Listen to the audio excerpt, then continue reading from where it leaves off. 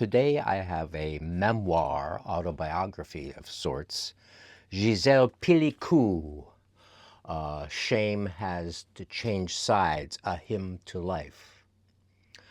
Now this is a really good book. I thought it was really excellent, and how it treated a very hardcore, miserable subject. She is I read her daughter's book before this. I'll Never Call Him Dad Again. Her daughter Catherine, and this is the case of Dominique Pellicou, her husband of 50 years, who by 40 years of it was drugging her and bringing other people in to have sex with her, and while she's passed out and conscious, and videotaping all this, taking photographs, which became discovered, I think, in 2020, when he was caught by a mall security surveillance something or other, doing taking upskirts of women.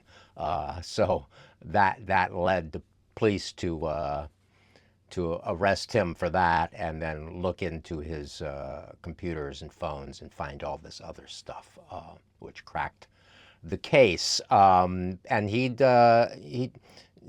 was in the 21st century, in like 2020 when this occurred, and he'd also been caught doing that, 10 years earlier, 10, 15 years earlier, and let off because the cops thought, oh, well, whatever, that's not a big deal. But, little things like this can lead to other things that are much more horrendous, and that was the case of Dominique Pellicot here, in that, he was doing this horrible thing to his wife of 40 years, the mother of his three children, and she thought she had a fairly happy marriage, but so she recounts how it all went down, how they were both in kind of disturbing families in when they first met. Gisèle had her mother died young, and her father remarried a woman who had other children, and she was just cold and horrible through the whole thing. She loved her father, but this stepmother was, the evil stepmother. And in the case of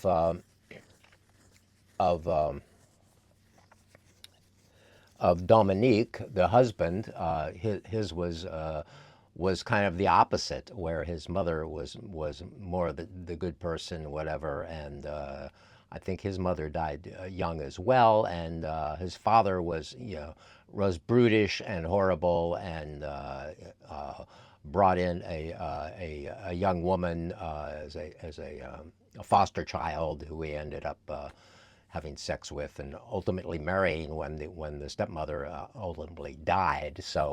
So he was quite a horror, and other things happened to Dominique when he was young, that I won't go into. But there are reasons that all this went down. But so Gisèle and Dominique married quite young, and thought they were both finally finding love and escaping these horrible families and so forth. And she takes you through their whole. They're both, I guess, a little bit younger than me.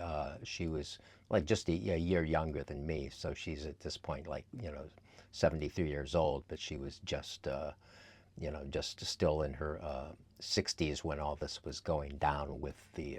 And in her 50s, I guess. It went on for a long time, where he was drugging her and bringing other men in like that. And through all this, she thought something was wrong with her because, the effects of these drugs that would knock her out lingered. So the next day she was like, spacey. She could not remember things. Of course, she couldn't remember what went on the night before because that was the intention of it all. But she could not remember other things, and she thought something was wrong with her. She kept going to the doctor to find out whether she had a brain tumor or something, and whether she was going to die like her mother did. And she was, very concerned about this. And she could have died with all this drugging that he was doing to her. She could have, OD'd and died.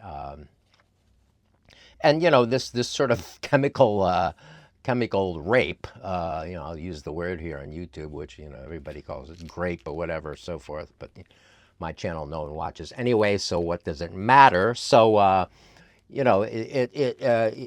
this is, I guess, the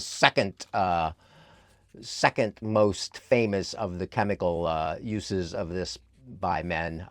The first being probably Bill Cosby, which is what he would do too. I mean, Bill Cosby, a rich, good-looking, young man when he was doing a lot of this, and there's no reason why he couldn't have had, any number of women he wanted. I would assume, but yet he would do this to, render them powerless, and it's kind of akin to necrophilia, to want to just screw something that's basically out of it and dead. So in the book, she takes us through the discovery of all this, what happened in her family because of this. There was also some pictures of a couple of pictures of Catherine, the daughter, and so the children were all kind of like freaked out as well and didn't know whether he did anything to the grandchildren, and all this, and whether he did anything to Catherine. There's still some suspicion that he might have drugged her. He denies that. Ultimately, he can, once the computer was hacked and opened and all this was discovered, he basically confessed. And when he was on trial, he does take you through the trial. When he was on trial, he did not deny anything, and implicated the other men. Many, like 50 other men, were on trial with him for this, and they denied. Well, I was forced into it. I was, I didn't know, and she was complacent. All these excuses and reasons, where he just completely denied that, and just supported his wife's word in that, she was debilitated. I had knocked her out and done this to her, and she could not, she didn't know and couldn't respond, and it was, so he helped in convicting the other men who were all denying it and trying to get out of it, of course, because they were going to go to jail, for multiple years for this rape. So I thought the book was really well done. It has like 2 translators, and it very effectively done, very well done, very a deep, miserable story to try to tell, but done very well as she goes back and forth through her life, and certain things where she felt that he kept pushing the envelope. He kept wanting more out of her. Wanting her to wear a certain type of lingerie that she was not into wearing at all. And of course, in the videos that she ultimately saw during the court proceedings, she had been dressed up in the black garter belts and all that stuff of the normal tropes of fetish sexuality. So as I said, this is the second book I've read about this. I think I'd like to read a real account of kind of the more the mechanism of all this. There was some sort of how they're kind of in a small town in southern France when all this is going down, and how he got the other men. Like, she mentions the dark web sometime. I don't know if he was actually on the dark web or on the web, and the whatever the browser that goes to the dark web. I forget the name of it right now, but whether how that was all done, whether he was recruiting people through the dark web in some way and sharing some of the materials that he had, the videos he took of his wife and so forth. She talks about the psychiatrist that she thought she had a loving husband and everything, and she talks about how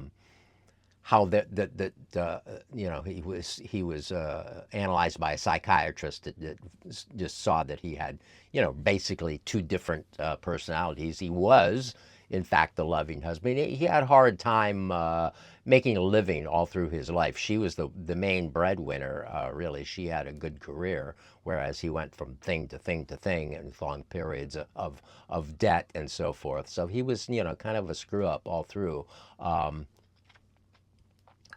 But yeah, that he actually was a loving husband, but also had this other part of his personality, this dark thing that wanted this other stuff and did this thing and continued to do it. There came out that there was another rape that occurred in the 90s, raping some other woman. And then there's an implication that he could have been involved with another rape of a woman who actually died, rape murder. So we don't know whether he denies that one, but we don't know. So I think he got sentenced to like 20 years in prison, which means he's out in his 90s or whatever if he lives that long. So. She, talks about trying to recover through all this, and she walks a lot. She does find some friends. She finds an old friend who was the friend of the two of them, someone she'd met at work quite early on, and that woman, a little bit younger, had been hit on by Dominique. And so she told Gisèle about that, and Gisèle said, "Oh no," and stuck by her husband and stopped talking to this woman until this all came out, and then they became friends again. So she was one of the women who really supported Dominique through all this, as well as she found a couple of attorneys, male attorneys, who did a good job with her and supported her through all the proceedings. First, she was going to have a closed court session. She didn't want, but then she decided to make it open so that the other men would be exposed to the public, and she went out on her own to let herself be exposed if it was going to be an open court session for this case, which went on for 4 months in court. And through that, she found that there were a lot of women supporting her. So she would arrive at court, at the courthouse, and there were women outside who were supporters of her. And, thank you for standing up and fighting this for all women who are being exploited and raped in this way. And ultimately, she became, sort of a national hero.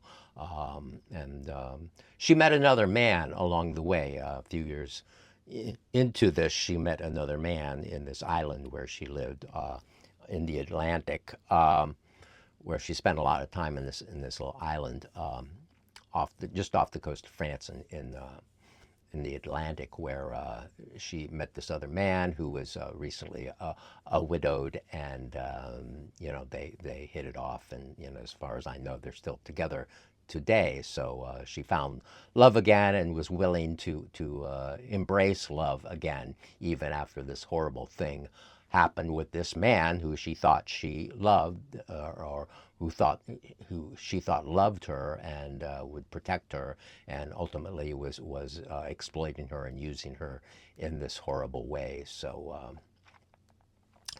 that's a hymn to life, and there's a really nice photo of her on the cover here that makes her look well, kind of beautiful and intelligent, and and forthright actually. So it's a really good book, and I suggest reading it if you're interested in this sort of topic at all. So that's where I'll leave it for today.